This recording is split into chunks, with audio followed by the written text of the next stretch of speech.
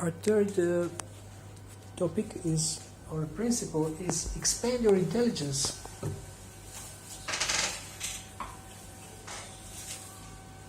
Bhagavad-gita 10.10 speaks about Dadami Buddhi Yogam Tam. Krishna says he is giving intelligence. Tesham Satata Yuktanam Bhajatam Priti Purvakam Dadami Buddhi Yogam Tam Yena Mama Payantite. So this verse says that one who is devoted and worships Krishna with love and serves Krishna, that he gives intelligence. Even if the devotee is not intelligent enough, he will give intelligence. So we know that the source of intelligence is Krishna, of all intelligence is Krishna, and that the soul originally is intelligent, much more intelligent, and has all knowledge, Satchitananda, eternal, full of knowledge and bliss. And so now, the sad fact, or the reality, also proven by research, is that we are using very small percentage of our brain. Some people say 2%, some people say 5%, whatever it is, it's very little. And we can use much more than we are using. And we have experts on creativity like Tony Buzan or this lateral thinking person, Edward de Bono. These people teach how to use our brain, how to use our intelligence.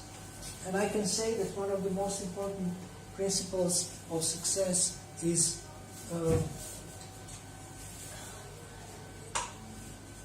can be described by the acronym UI, which means use your intelligence. Use your intelligence. We are not using our intelligence enough in any area of life, including spiritual area. And we can develop our muscles, intelligence muscles, by using more our intelligence. And one, maybe the greatest tool for using our intelligence and the thing that stimulates our intelligence is excellent questions. Questions stimulate more intelligent thinking. So you have heard of brainstorming. Some people say that when you do brainstorming with yourself, it's called mindstorming. Some experts say like this. So it's like individual brainstorming, they call it mindstorming, where you can ask yourself a question and then think about answers or ideas. And what I do when I do coaching, sometimes with people and with devotees, I work with devotees 98% of the time. When they ask me for a question or for a solution, I ask them, have you thought about this yourself? Oh yes, I have thought, but you're senior, you know more and more experience, so you better give me an answer. And I said, well, let's do a little exercise. You please come up with 20 or 10 minimum, your best ideas how you can deal with this problem that you have offered me. Have you heard of monkey management? Yeah? It's a metaphor. Monkey could be a problem or unfinished task. And the employee comes to a manager, he has a monkey on his head, and he just expertly puts the monkey on the shoulder of the manager, and then the manager has to scratch his head what he will do with the monkey, but the monkey belongs to the employee. Monkey belongs to the employee. So every manager, every leader, every parent has to be expert in bringing back the monkey. So I try to do this when people come to me and ask me for a solution. I say, okay, please sit down and write down 20 your best ideas how you can solve this. And they're so happy. They're so happy when they do it themselves. Much more happy than if they would get a genius answer from me. So remember that it's always more empowering to engage people, involve them in solving their problems, and giving them solutions. I mean, you can enjoy giving solutions, you can enjoy being a savior, you can enjoy being a problem solver, get paid for this. I don't mind, but I'm teaching you also something else that you can use. And that is empowering people, helping them to grow their own wings, especially here, also here. And you ask them to think. And the best thing at the moment that I can offer is actually about thinking, and we will not cover it here in detail. We can have a separate session for this. I have to ask Bhagavad. How to facilitate people's high thinking is a science and an art. So we're touching upon this here. You see, if you go to professional seminars, they always do it, especially if they're free, they always do it in such a way that you get intrigued and that you want to learn more and go for the paid seminars. But I don't have paid seminars, so I'm not doing this so that you can come to my paid seminars or like big price. But I do want to intrigue you to study more and to practice more and to improve your skills. So how do we expand our intelligence, you tell me? How have you been expanding your intelligence since you were born? Yes? Great question. I didn't do anything, I just always do this. That's great. No, but I can't, So why are you laughing? No, because I cannot give example very much everybody, because I was a student, I don't study anything, I'm just there before the night, I just pray, please help me, just please, just let me pass, I'm not asking 100%, but just let me pass, 100%. Because of course it's Krishna. Okay, let's look at the other. How do we expand our intelligence? What are the obvious ways? Reading. What? Reading, yes. Questioning the root of the problem. Okay. So if there is a situation. Yeah, when you have a problem. Then you think why. 3 times why. If they ask you next why. Are you a coach? No. Why coach? Tony Robbins says he's a why guy. So why? You go and then you keep asking why. And that's how I came to Krishna consciousness. In every situation, I was asking why. And then when I read the philosophy, it made sense. Can I have a session with you? I need someone to ask me why. Believe it or not, I mean, I know all the questions, but somebody has to ask. Very nice. Yeah, so ask why, putting the Ask why question and okay. getting to the root of the why. Yes. Not Great. just, the superficial one, but the real one. Well, this is very introspective. I like this. Introspection is recommended in the Gita as a success principle. Okay, so what else? How do we expand our intelligence? We mentioned brainstorming, so thinking about ideas, questions, brainstorming. You need to have curiosity. So, what is the greatest source of learning for us and for everyone, but they don't know it? Discovery. Just going and, Discovery? Yeah, discovery. Going and getting your hands dirty and okay, let's see what it is, Okay. This is what you do, but what is the source of intelligence? Krishna. Yes, yeah. Or, where is Krishna? Huh? Yes. Krishna is in our heart. So, Super Soul is the greatest source of intelligence. We can expand our intelligence if we connect to the Super Soul. You already know this, but you are not using it enough. How often do you think about the Super Soul in your heart as a source of unlimited knowledge? How often do you do that? How often you address the Lord in your heart and you say, Mighty Lord, please give me more brain.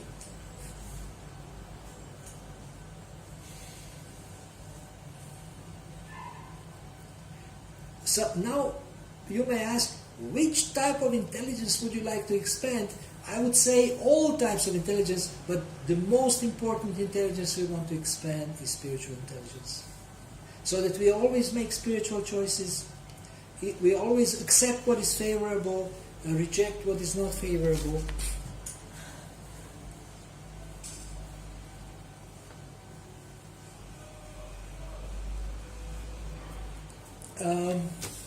We will do a little exercise a little bit later regarding, if you would like to share anything about expanding intelligence, please do it now. If you have any experience, you have read something amazing. I mean, like Edward de Bono, he says he has 6 thinking heads. So simply by heads, or imaginary heads, you can actually stimulate different types of intelligence by just imagining you have 6 heads. Tony Buzan has a book called Use Your Head. My teacher in high school, he used to say that your head is not meant just for your aesthetic promotion or just showing off your beauty, but it's meant for you to think. It's my physics professor, to use your head, use your intelligence.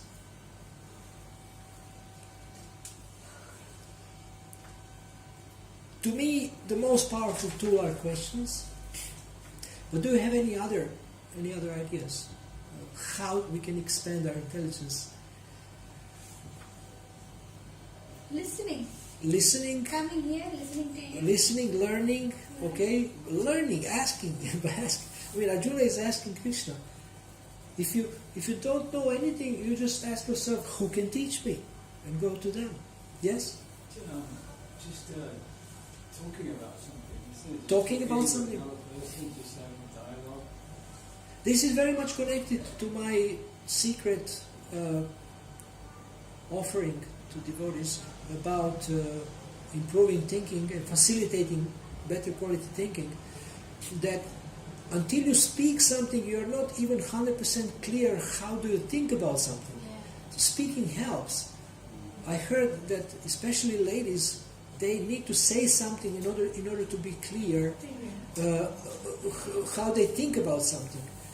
And that's why there's so much therapists these days. yes, therapeutic, to say something. Therefore, enthusiastic and patient listeners are very much in demand. I mean, in Japan, you have a project, hire a friend. Pay to a person to be your friend. And friend listens. Yes, hire a friend in Japan. Because there is a need. I mean, there is a need. Whenever there is a need, there is a market. And people will pay. So, I mean, many counselors, they earn money by listening like 95% of the time. 50 pounds, 60, 70, 80, 100 pounds listening sessions. They say a couple of things, but mainly they're listening and people pay. And listening for devotees is so important. I encourage devotees to express how they feel, to express. Maybe they have been suppressed or repressed for their whole life. They always cut them off when they want to say something. Now we want to listen and they speak. And we encourage them to express everything they think and everything they feel. And then, if there is so much rubbish there, doesn't matter, it will become clear what is valuable, what is not, and then they will find their way and they will find their worth. But listening is so important. So, very wonderful point from you, Prabhu, that by speaking, one can expand actually his intelligence. Can I ask some questions? Yes. You see, because we learn the philosophy, Bhagavad-gita or other things, and also like the Vaishnava behavior, how do you behave? And sometimes, like for myself, I'm not that level, and then sometimes I'm not sure if can I say these things to even confidentially or not. Because I use About what? suppressing. No. For example, just the example like that, or something. We should behave this way. It's a very important question. We are afraid not to be offensive. We are afraid not to be offensive. So if we have at least one person who is maybe our mentor or coach, with whom we can speak about anything freely, they will not judge us, they will not beat us or whatever. No. It's good to understand what's happening, how to see things, how to understand things. I mean, there is sometimes confusing things or confusing behavior, maybe from seniors, and we need to understand what's happening. I mean, I speak to senior devotees even nowadays and ask them, why is this? Why is he doing this? And what is the logic behind that? And so, I think nothing should be a taboo topic.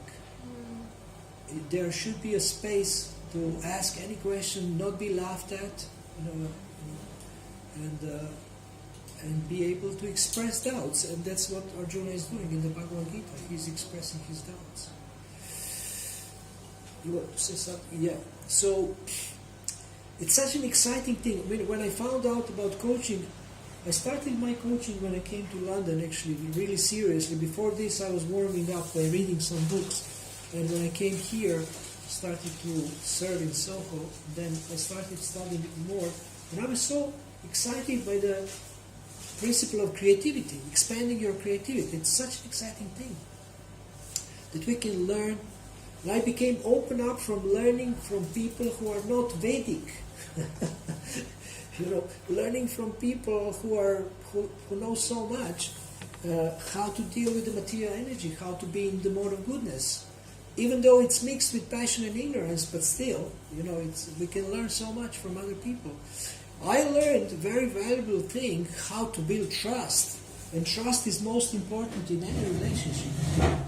And how do you build trust? You do things that increase trust, and you increase the trust bank account. It's like a bank account.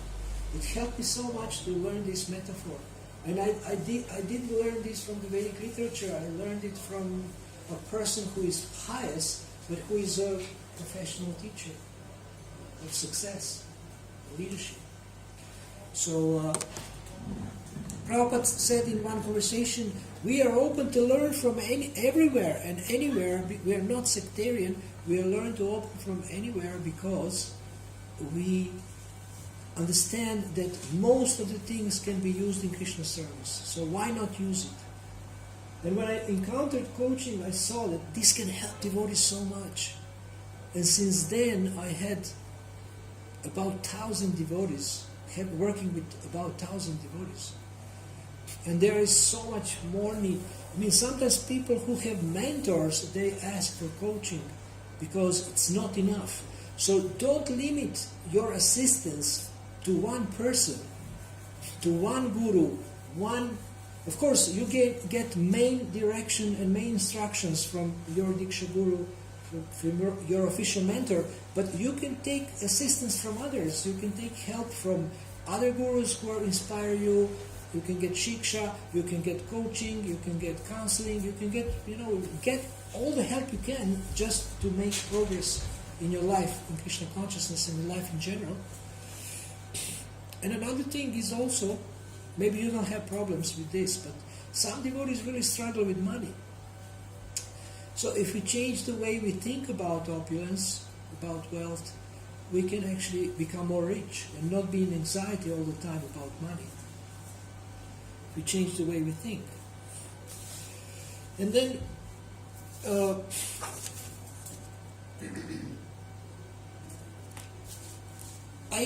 lately I have been clarifying things about self-help and Krishna consciousness, because devotees like to mix it, and devotees are helped a lot by certain teachers who are very powerful people, but they are not devotional. They don't teach devotional service. They teach some principles that are real, and we appreciate that, but we have to understand this through the eyes of Shastra and Krishna consciousness.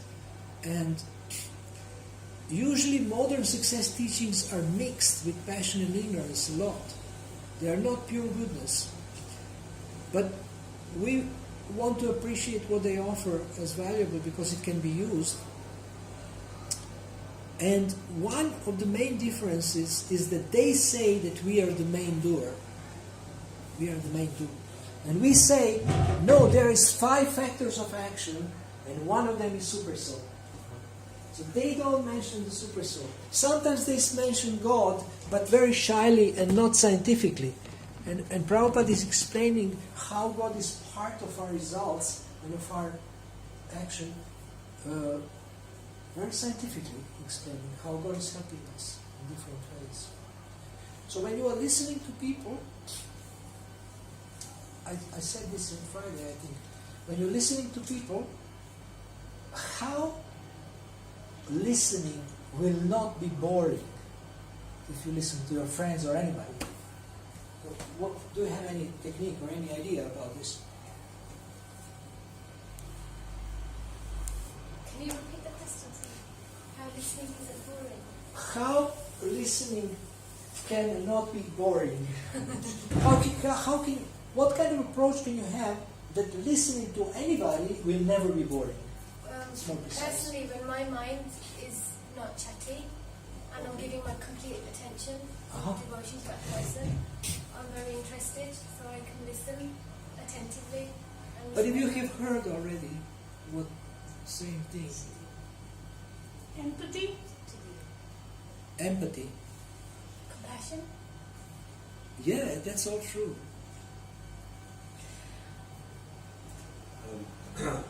Again, ask questions to the person who's... Oh, that's nice. That can make it more interesting. Ask them questions until they really get angry.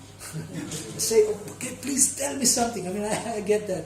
Please give me advice. Don't ask me questions anymore. Yeah, you want to do something else? I have this like kind of theory through experience about we all resonate at a certain energy and vibration. Sometimes when we are on a high vibration and in tune with source, we attract that kind of friend or environment. Like interesting people. Yeah. That's good. Yeah, so sometimes when something doesn't serve you and that person isn't very serving and they keep doing the same thing, and if it isn't a serving conversation, you say goodbye to it. Yeah, you can do that. That's practical. So, what I suggest that conversations are structured.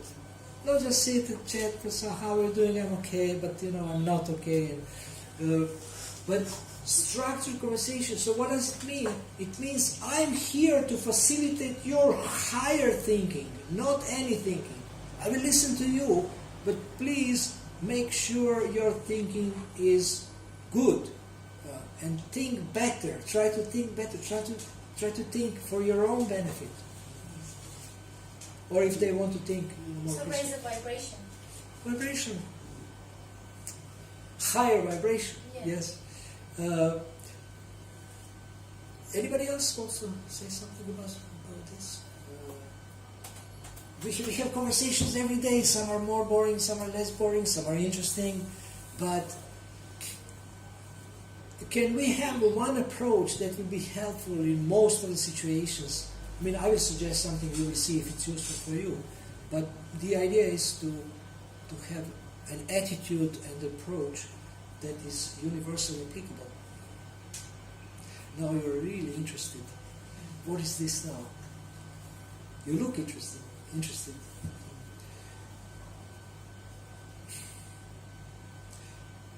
The thing about expanding intelligence is that Krishna can give us unlimited intelligence if we want to help, serve ourselves, others. But if we have a right attitude, what is the beginning of knowledge in the Bhagavad-gita? Amanitvam. What is amanitvam? Humility. Amanitvam. So if one becomes humble and one understands I'm a servant, Krishna will give intelligence. If you love someone and you don't know how to help them, you are not just attached to them for your own enjoyment, but you love them for their own benefit, then Krishna gives you intelligence how to help them. You know that. So, you can have 2 questions that you ask when you approach anyone. how is Krishna helping this person? And when you listen to this question, and they tell this and this and this, and you can see how Krishna is helping them, or how Maya is helping them, how Maya is guiding them away from Krishna by the way they speculate or whatever they are doing to go away from Krishna consciousness. They have reasons, excuses. They explain to themselves, nothing is good, and devotees are not worthy of my association, or I'm not worthy of their association. So one question, how is Krishna helping this devotee? And listen to this question, what they are saying. And another question, how is Krishna testing this person or challenging this person?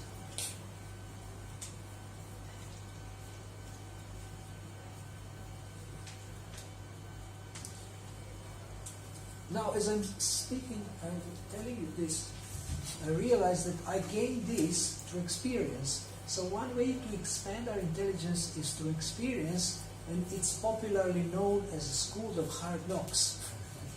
So we learn by making mistakes, and some people don't even learn after making so many mistakes. But experience, they say, is the greatest teacher. Experience. So through experience we learn that we can listen to someone by asking these two questions. And then you become so interested that you are interested to hear what they are going to say next that falls into this context. Of course you're open that they say something that is outside of this context. But for us it's interesting, how is Krishna helping this person? Or how can I be instrument in Krishna's hands so that this person is helped in their Krishna consciousness? So we want to be an instrument in Krishna's hands. So we use our intelligence, we expand our intelligence to help others and to help ourselves, to serve. This is why we want to do this. You mentioned the question, why? So why do we want to expand our intelligence? Do you want to expand your intelligence to become more famous, more rich, more materially wealthy in any way? Or you want to expand your intelligence to please God, to serve His devotees, to serve people, to make a contribution? This week as a sixth topic.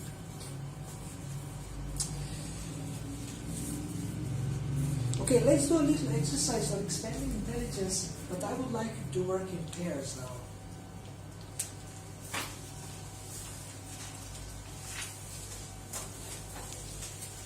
Please sit 2 by 2, and the task is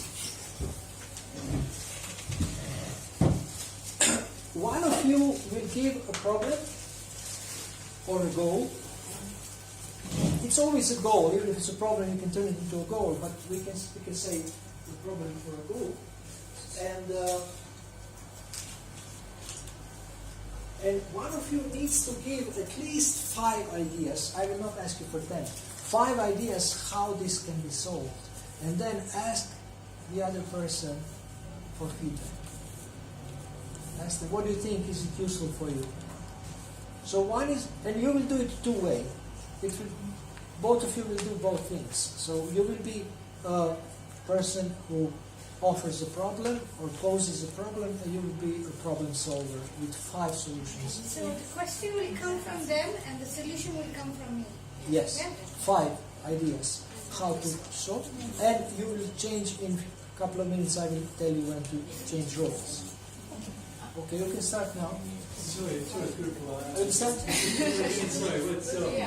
You pose a problem.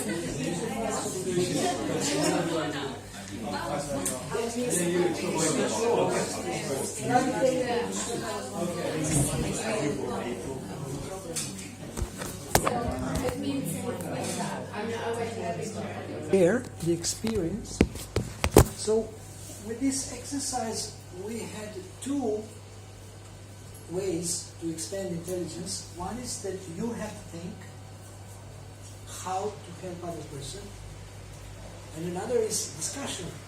When people discuss, this is an amazing way to expand intelligence, because there is this principle of 1 + 1 = 3, And this is the principle of synergy, and it's everywhere in nature. You have symbiosis between, there is amazing facts when two individual units come together, how just the fact that they come together adds a lot of value and expands possibilities, and there are many examples for this in nature, for synergy. So when two people come together, and when two brains come together, two hearts come together, amazing things happen. One example is husband and wife equals child. And new life is created because two persons have come together. So,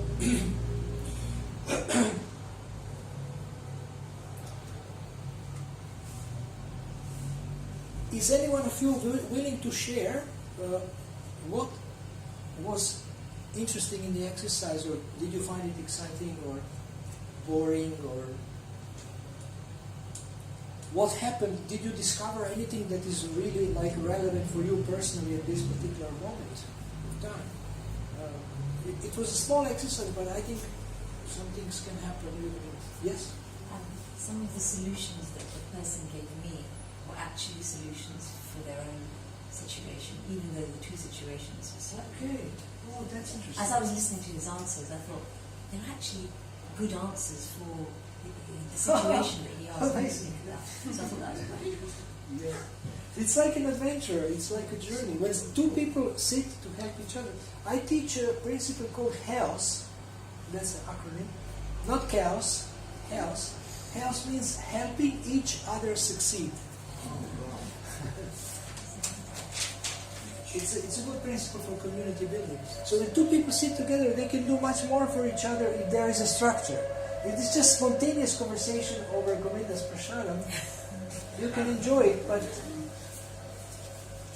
if you come with an idea that let us create something amazing, let us use our intelligence and creativity, then you can have much more rewarding association between each other. Usually I was doing coaching when I was here, many sessions at Govinda's. Then if they like the session, they buy me a cheesecake. Or some other preparations. There's too much variety. Okay, so this is amazing that what he was offering to you, it was good for him. That's fantastic. I didn't expect that. So thank you. Anybody else want to share what was your experience with this discussion? A little bit structured conversation. Two people focusing on the same problem. When one person, there's one energy, and two people, as you said, there is much more powerful in breaking it up. And then you get empowered as well, because everybody has something that they already have worked out or sorted, whereas others. So they give a little bit of the Shakti unknowingly. Yes, that's great. Unknowingly, a little bit of Shakti comes in to give you that little bit push to do the endeavor. Are you a motivational speaker? You're so enthusiastic. I would like to suggest that you maybe think about it. I can help you to develop your business or something like that. You're so enthusiastic. I think you're also very knowledgeable. And I also, you said you're initiated. So yes. What is your name? Saudamini Radhika Devi. Oh my God, so long. Okay, great. So this is one benefit. Two people focusing on one problem. The problem is just shrinking. Cannot stand it. So that's great. Anything else? Well, it makes you sort of see your problem in a different perspective. Exactly. Yes. This is so important. Perspective can make such a huge difference. And we want to look through the eyes of the scriptures, Shastra Chakshu, Shastra Kema Chakshusha. But if you see from the point of view of another person, you respect the different point of view, it can give you so much value in your life. If you're open to other perspectives. So we sometimes ask people, so what do you think about this? I'm seeing this like this and this. And then they can say, oh, well, you can see it a little bit differently. And they say, oh my God, I haven't thought about that. You know this exercise when two people stand, it's written from this side it's 6, but from this side it's 9. It's more. And I mean, there are so many examples how perspective helps, different perspective. I can mention a story of a businessman who sent his representative to Africa to check if there is a market for shoes. And he has seen that nobody wears shoes, and he said, no, I mean, they're not, boss, they're not interested, nobody wears shoes, so we don't have a market for shoes. And the director wasn't convinced. He sent another representative, and he said, oh, there is so much market for shoes because nobody has shoes. So he saw it as an opportunity, and the other person saw it as a lack of market, lack of opportunity. So two people can see the same thing differently, and the perspective can help a lot. It can open new possibilities. And of course, there is questions that can help to expand possibilities, and in this way expand our intelligence about something. And these questions are combined with the word else. What else? Who else? How else? Where else? If you use these words, you expand possibilities.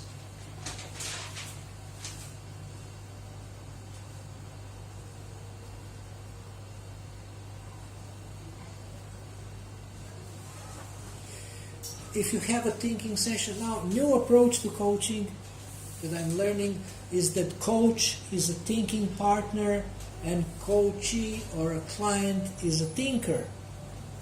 You understand? This is so exciting. I mean, this is exciting that you listen so people can think better. You don't have to give advice.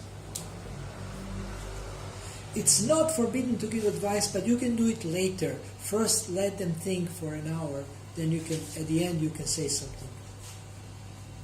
If you have to, maybe they don't need, if they need. So, if your presence can stimulate expansion of thinking, expansion of intelligence, your sincere, encouraging presence, then you help people to expand their intelligence. You can expand possibilities with this kind of approach. And any technique that is helpful, we can use it to expand our intelligence, how to serve Krishna, how to spread the mission. I mean, Vaisheshika Prabhu came up with smart boxes. This is the box that distributes books. There is no man, there is no person.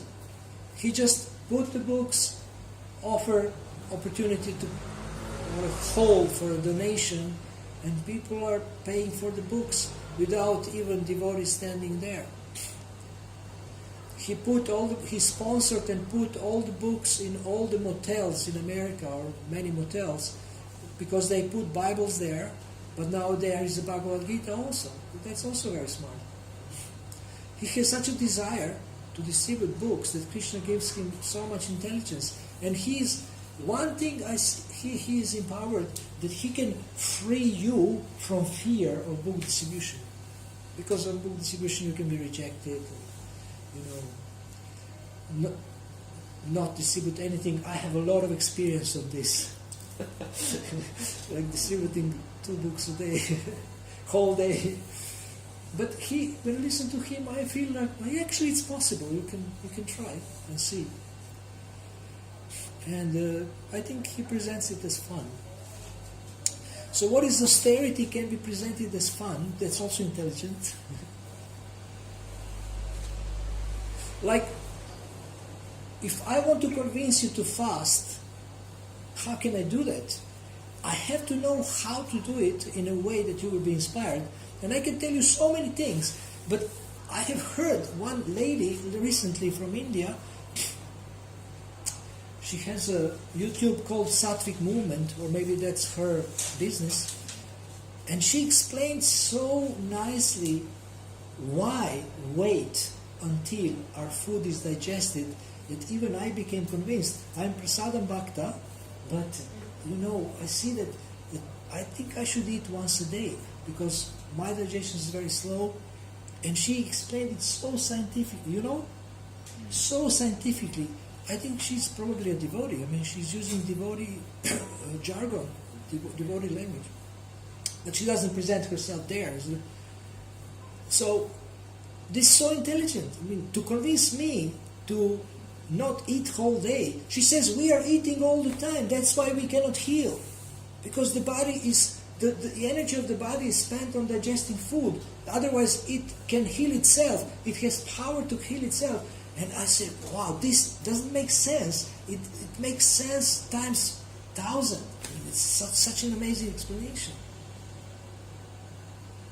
So how can convince someone that something is good for him? He is doing something harmful, eating, not missing any maha in Soho, and not missing any meal, and not missing any fancy things in Govindas. So how can we be healthy? We say that ISKCON is a hospital, but the menu is very dangerous. Especially here in Soho. And Shubha Jain convinced me to start eating less frequently, eating less sweets and other fried things, and I'm feeling better and better. So the challenge is to use our intelligence. Yes? What's the name of that place? Shubha Jain. And what was it? Sattvic? Sattvic movement. She is recommending not eating meat, fish and eggs. Also. And she says that she wants to help to change misdirected civilization in her description. I wrote her, but she didn't reply. I asked her, do you know about Krishna? Maybe that's an insult. Anyway, so if you find... We want to expand our intelligence also how to preach Krishna consciousness. And devotees are finding so many ways. I mean, one thing that attracted me to ISKCON is that devotees are so intelligent. When I got back to Godhead, then the articles, how they write them. I mean, Prabhupada writes one thing, but when devotees present it, it's even, for me at that time, it was more attractive and more understandable. And they have so many programs. I mean, like here, I used to be on the temple board. We have 13 departments in this small place. 13 departments. And they are all full-time engaged. Isn't that a miracle? I mean, it's amazing. I didn't start it again. Oh, I did. Okay. So it's a very, very exciting principle to expand our intelligence, connecting with the super soul, thinking about how to expand preaching, how to inspire people to read books. I mean, the big challenge in ISKCON is to convince devotees that they should read Prabhupada's books, isn't it? Who is reading books every day regularly? Who is excited about it? There is programs of study, and there are so many ways how we can approach reading the books. Now we have audio books. People cannot read; they only listen. So we doing all the books in audio format, and that's also a good way to do it, by hook or by crook, in some way. So similarly, for your own life, for your own benefit, for your own welfare, you can think, how can I help myself? Or how can I help my friend who is suffering so much? She wants to commit suicide. Like 5 boyfriends left her. And I'm telling her, they left her because they don't deserve you. She doesn't believe me. She thinks she's not worthy and like this. So how can we... Therefore, we should always learn from all kinds of sources, from Vedic sources, but also from other people. Learn how we can help anyone. At the moment, I'm on a online course called Coping with Depression, which is based on Bhagavad-gita Maharaj's teachings. And there is maybe 10, 15 devotees on that course. And, we have assignments every day, coping with depression. Because so many people are depressed, and we have to know how to help them. And then they give different tools, how can we help. We can always, we want to always learn how to help people, how to help ourselves, and therefore we need to expand our knowledge and expand our intelligence. Have you heard about heart intelligence, heart math? Oh, this is a whole project called heart math, mathematics of the heart, or heart intelligence. You have heard about emotional intelligence for sure. So this is also a kind of intelligence we have to expand. How to be understanding other people, how to be able to express ourselves without hurting others. So there are so different kinds of intelligences that we need to expand. And we can work systematically and scientifically on this and learn from those who are experts and use it in Krishna's service. I have brought two things I want to show you. But before that, do you have any questions about our three topics today? I will show you a choice map a little bit when we finish these questions. So any questions about this? Do you think this is useful for you? Yes. There will be three more topics that will also be practical. I mean, there are practical aspects. But if you have questions, yes? Yes, about this question. So you make it your own questions and you try to answer them. But if I can't answer some of them, then just can I ask some similar? You can. Like this topic? Yes. You can ask people, what do you think about this? And then after that I have to think about it, or I just accept this as from Krishna, or... Excellent questions. I always encourage you to think for yourself. Never accept anything blindly just because somebody said so. Even if Guru tells you something, think about it and see if it makes sense, if you understand it, if you can follow it. If not, tell him, discuss it. Always think for yourself. Things have to make sense to you, otherwise you will get. Krishna doesn't want us to be stupid. He doesn't want us to be blind followers. We have to think. Prabhupada, there is this famous letter 72 to Karandara. He says we want devotees to be independently thoughtful in all areas of life. Independently thoughtful. It doesn't mean you become independent of ISKCON or of ISKCON authority structure, but to think how to do things in a proper way. So it's an excellent question. Thank you. Okay, anything else? We're talking a lot about intelligence. Srimad Bhagavatam explains about what is intelligence. Could you explain what that means, that verse about correct apprehension, misapprehension? Could you explain what that means? Thank you so much. I should have this ready for this section. You see, when I teach, I always learn something for the devotees who attend, and they mention some new resources. So this verse is a good resource for this part of my course. I can't remember. What did you say? Misapprehension. Yeah, I said apprehension, misapprehension, memory, and sleep. Sleep, As one of them, and the other one I can't remember. I will look into it. I can't give an explanation now. I want to study this myself. I would like to do a research of the whole Veda base on intelligence. It's such an interesting topic, Buddhi Yoga and things like that. But thank you for mentioning this. Okay. Any other common question? Your experience, maybe you did some brainstorming somewhere in a course and you had like eureka experience.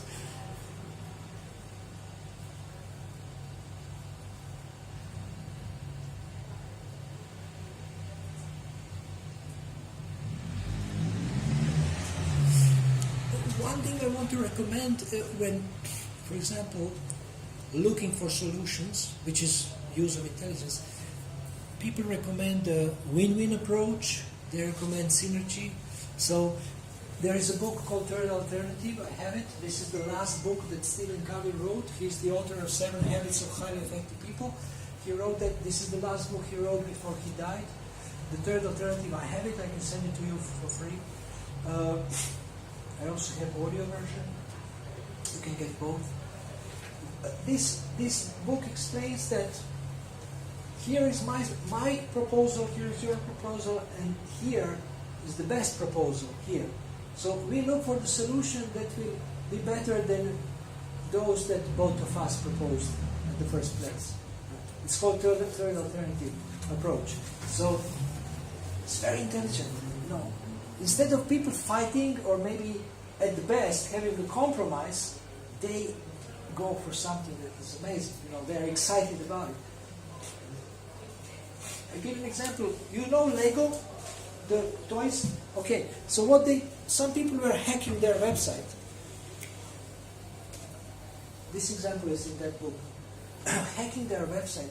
And instead of chasing them and suing them, they met them and asked them, why do you do this?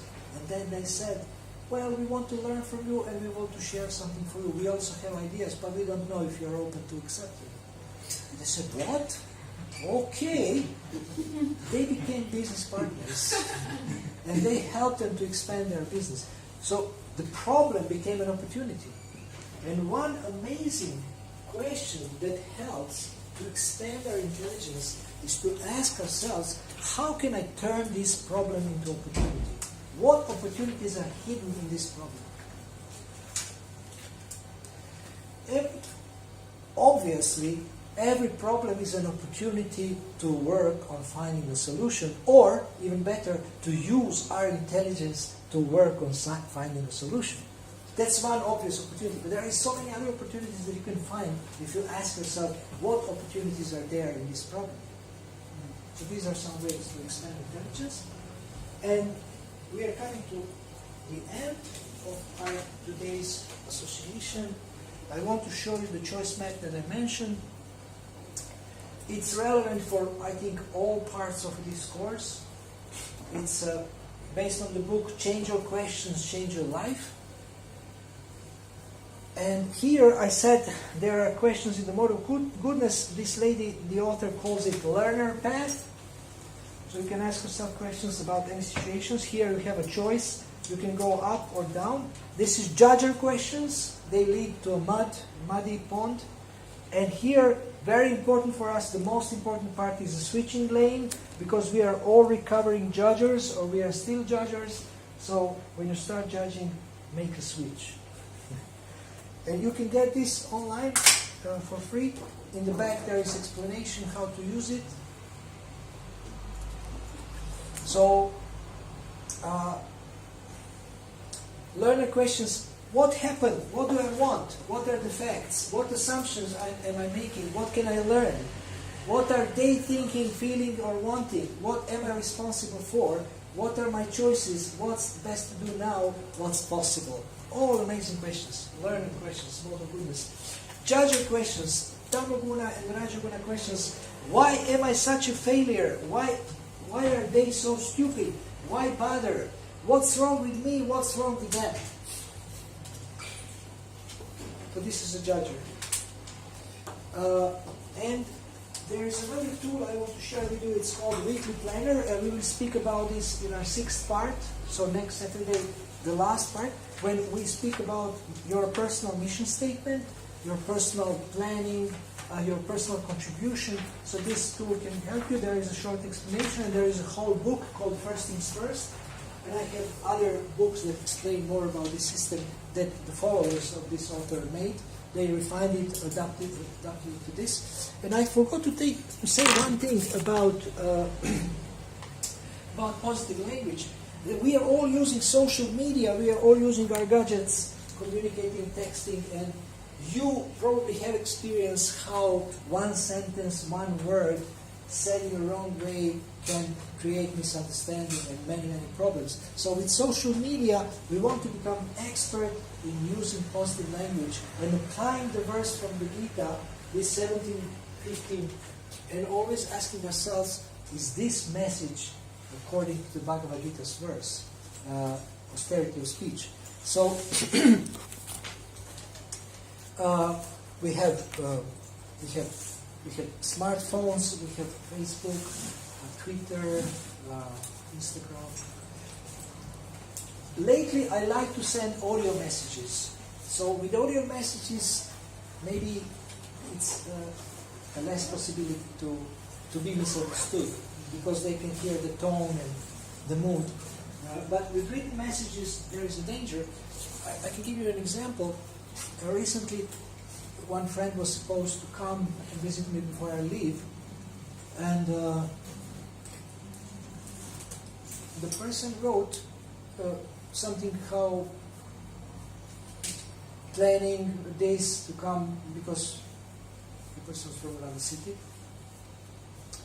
and then said something that made me doubtful. I said, how will you come back? Because this person works the next day, so how will you come back? Because coming in the afternoon, it's tight, everything's tight. Then the person said, don't worry, I won't stay. So I was thinking, oh my God, does this person think that they bother me, that I'm not into them visiting me, I don't like them to come? Does this person think like this? And I said, this is very rude. So before checking, I started judging. That was my mistake. This one line. They said, oh no, I didn't mean this, and I'm confused, I'm crying. The person said, I said, but how would you understand this sentence? Please explain to me. I mean, it says, don't worry, I won't stay. It sounds like this, what do you think? I mean, why I'm inviting you to come? The main explanation was what I meant. Don't worry, I will find the lift back. Because there is, BlaBlaCar? Private people who can drive you, you pay them something cheaper than public transport. So, BlaBlaCar, it's not so easy to find. Bus is a little bit expensive, and coach, then train is also slow or whatever. And so, don't worry, I will find the lift back, although it's late. I mean, it will be 9, 10 o'clock. And I said, my God, I misunderstood. I'm really sorry. I didn't want to hurt you. But it sounded to me something that wasn't true, and they didn't mean. And now, when we communicate, and we want to be positive, not hurt people, especially when it's a close relationship, people are so impatient. People fall in love, they have honeymoon, and they start fighting after this. They love each other on a passionate level, but they don't have enough love and patience to communicate enough so that they don't get into a big fight. So one symptom of love is that you're ready to communicate for 5 hours is needed until you clarify the thing, and you see that this person is not exploiting me, this person is not against me. Let us clarify the communication, because people communicate in different ways. And sometimes written communication can be really misunderstood. I had so many mistakes. You press send button and there is no undo, or its undo is very short, and you really regret it. Like WhatsApp has an option which lasts maybe 1 minute, delete for everyone, delete for everyone. That's very good. But after some time, it's only delete for me.